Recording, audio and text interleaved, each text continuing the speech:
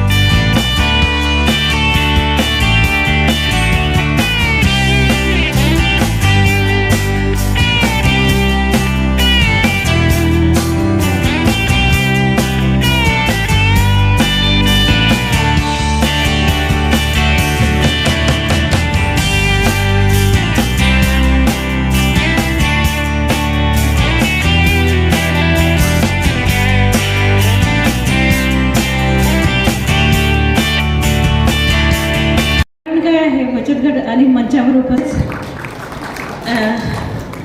या प्रशिक्षणासाठी या प्रदर्शनीसाठी आमच्याकडे निधी पण कमी होता, पण यासाठी मदतीला आत्मा प्रकल्प संचालक माननीय दीपक पटेल यांनी मदतीचा हात दिला।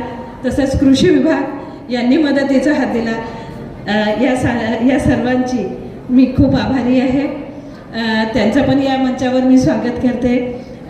CYDA खरं म्हणजे आम्ही सगळे पार्टनर आहोत। असं वाटतच नाही की CYDA आहे, पाणी फाउंडेशन आहे, कृषी विभाग, आत्मा,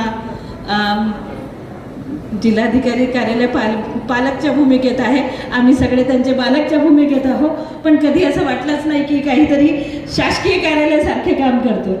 आम्ही एक कार्यकर्त्यासारखे आम्ही काम करत असतो आणि आमच्या प्रेरणास्थान मिताली सेठी मॅडम आहे. यासाठी हा आपण कार्यक्रमामध्ये मॅडमच्या जे वेगवेगळ्या आयडियाज दरवेळेस मॅडम प्रत्येक मिटिंगला देतात त्याचा आम्ही पुरेपूर वापर केलेला आहे. थोडक्यात एक माहिती देते की आम्ही 50 स्टॉलसाठी आम्ही प्लॅन केलेला होता, परंतु बुकिंग आमच्याकडे 70च्या वरती आली. त्यामुळे आम्ही स्टॉलची संरचनेमध्ये बदल केला, ओपन स्टॉल ठेवले.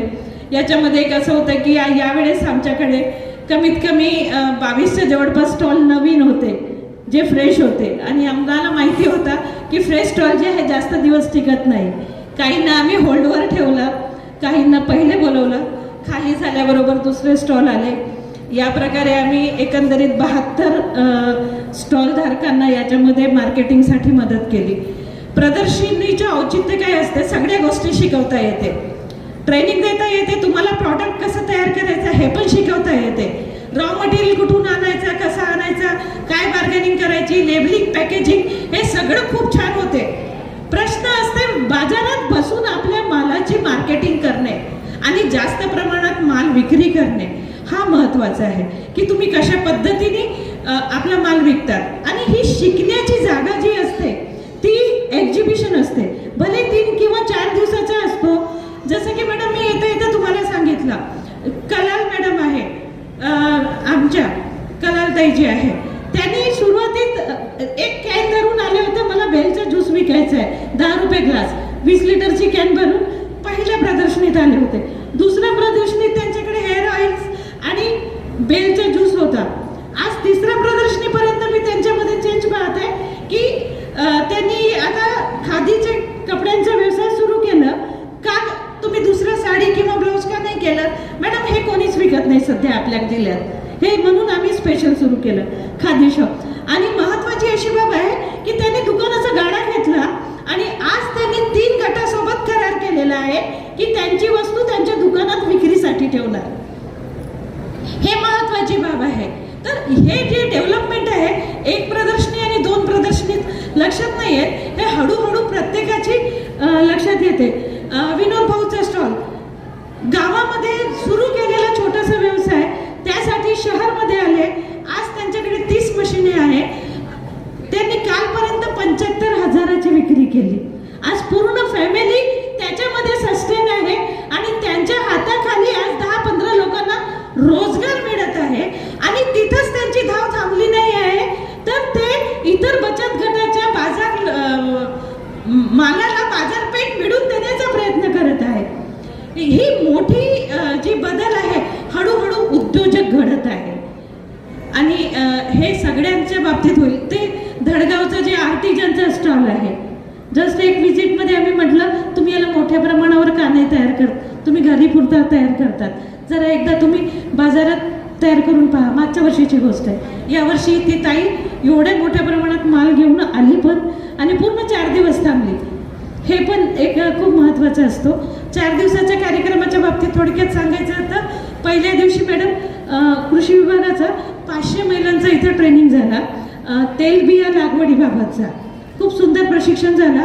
त्याच्यानंतर महिला मेळावा आम्ही घेतला, विविध योजनांची त्यांना शासकीय महिलांना माहिती दिली. त्याच्यानंतर सायंकाळी आम्ही ऑर्केस्ट्रा ठेवला होता. मिस्टर चव्हाण म्हणून नाथ ब्रह्म संगीत विद्यालय आहे, त्यांच्या टीमचा ऑर्केस्ट्रा ठेवला होता. 21 तारखेला आम्ही सांस्कृतिक कार्यक्रम दिवसभर, महिलांचे खेळ स्पर्धा, पब्लिक आणि हे शॉपकीपर सगळे दिवसभर इथं खेळ होते. सायंकाळी त्यांचे सांस्कृतिक कार्यक्रम आणि डान्स होता. काल 22 तारखेला आम्ही पारलिंगी जे ग्रुप आहे त्यांचं इथं आपल्या जे संकल्पनेतून आला आणि खूप सुंदर अनुभव राहिला मॅडम, ते की एक सामाजिक कार्यक्रमामध्ये त्यांना सहभागी करायचा, स्पेशल मेळावा किंवा स्पेशल नाही करायचा, जे सगळ्यांसाठी आहे तसंच त्यांच्यासोबत इथं कार्यक्रम घ्यायचा. जे आम्ही 21ला कार्यक्रम घेतला होता यांच्यासाठी सेम तसंच त्यांच्यासाठी डान्स, गाणे आणि खेळ संगीत खुर्ची वगैरे छोटे छोटे खेळ इंडोर असे खेळ घेतले आणि बऱ्यापैकी ते मोकळे झाले. तेच नाही तर आमचे ग्रुप पण मोकळे झाले. आमच्या महिलांनी त्यांच्यासोबत मिळून डान्स केले. आपल्याला व्हिडिओ आम्ही दाखवणार. एक सहजरित्या ते मिसळणी झाली त्यांच्यामध्ये. तो एक खूप सुंदर अनुभव होता कालचा. आणि काल सायंकाळी मॅडम आम्ही विशेष सांस्कृतिक कार्यक्रम ज्याच्यासाठी वर्षभर हे सगळे वाट पाहतात, तो असतो फॅशन शो आणि सांस्कृतिक कार्यक्रम.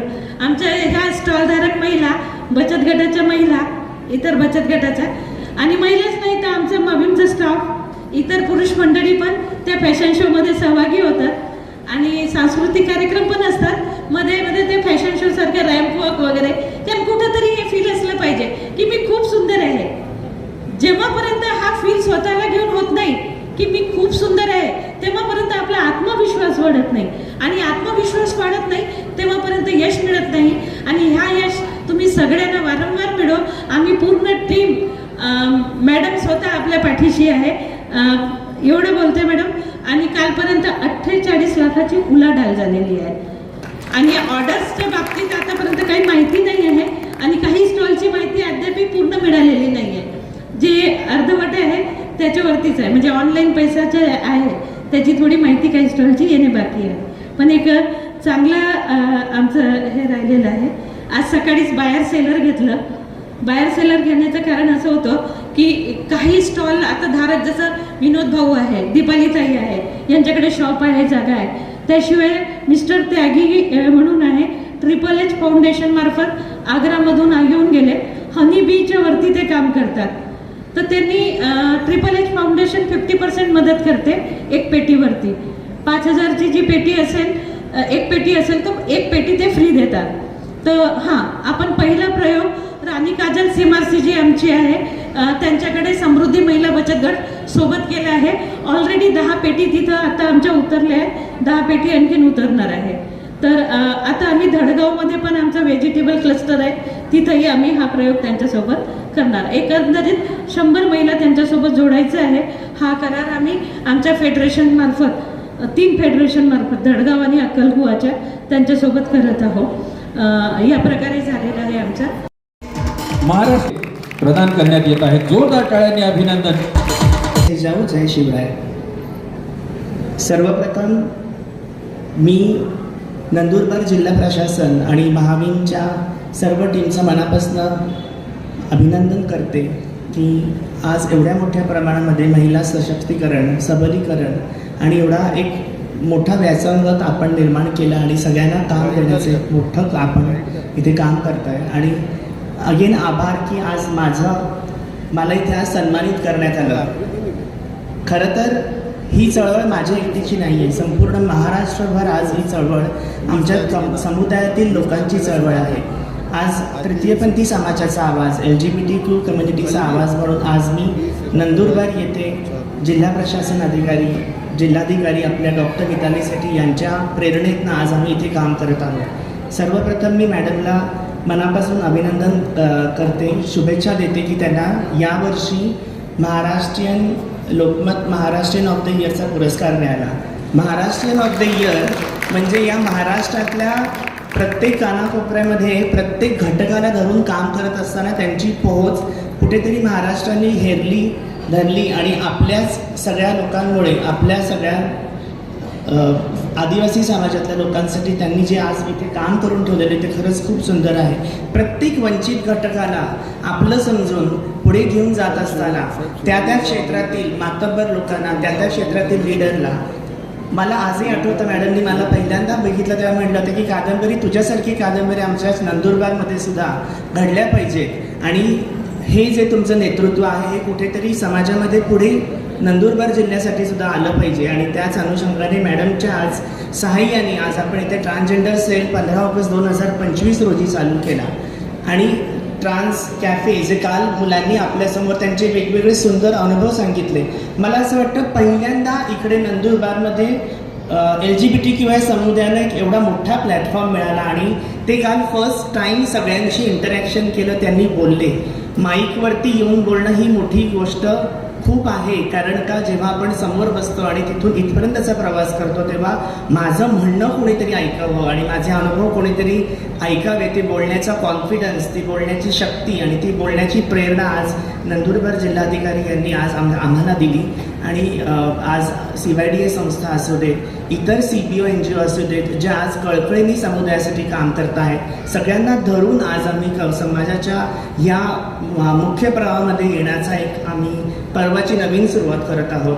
मी ॲज अ कादंबरी याचा एक स्तुत्य उपक्रमाचा भाग होऊ शकले यासाठी मी पुन्हा एकदा सगळ्यांचे मनापासून आभार मानते.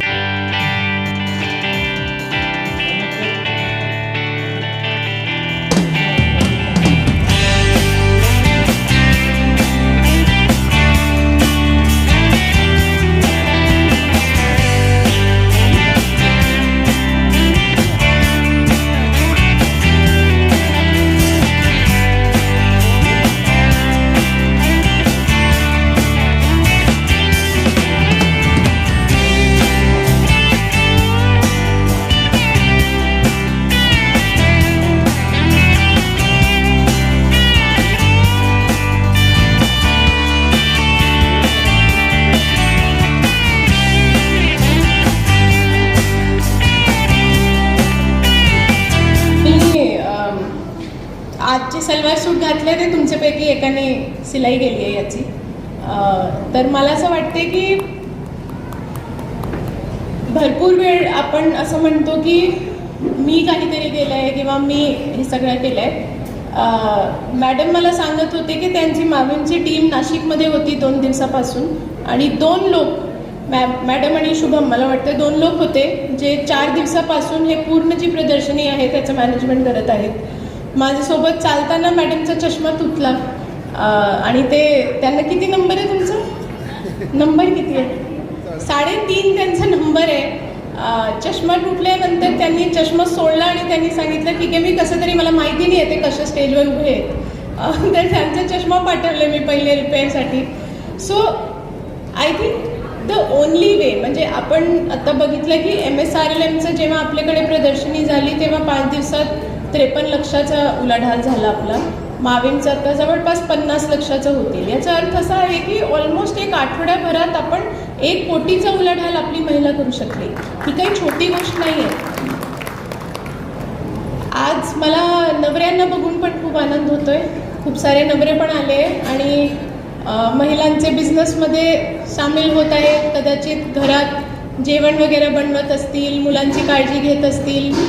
चांगला बिझनेस असंच इक्वल जी जबाबदारी आहे त्या शेअरिंगसोबतच होतो. मला वाटते प्रत्येक वेळी जेव्हा येते महिलांच्या फंक्शनमध्ये तेव्हा नवऱ्यांबद्दल बोलते पहिले.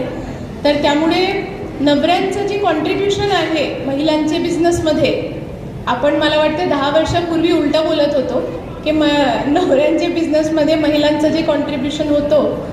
पण माझं म्हणणं आहे दोघांच्या बिझनेसमध्ये दोघांचं कॉन्ट्रीब्युशन हा खूप महत्त्वाचा असतो. कारण घरात करण्यासाठी 100 गोष्टी असतात. हा जोपर्यंत नाही होणार तोपर्यंत बिझनेस चांगला चालू शकणार नाही. आता यावर्षी आपण खूप चांगला खूप सुंदर सगळं काम ऑलरेडी केलं आहे. मला तृतीय पंथांसाठी तुम्ही जे काल प्रोग्राम केला ते पण ऐकून खूप चांगला वाटला.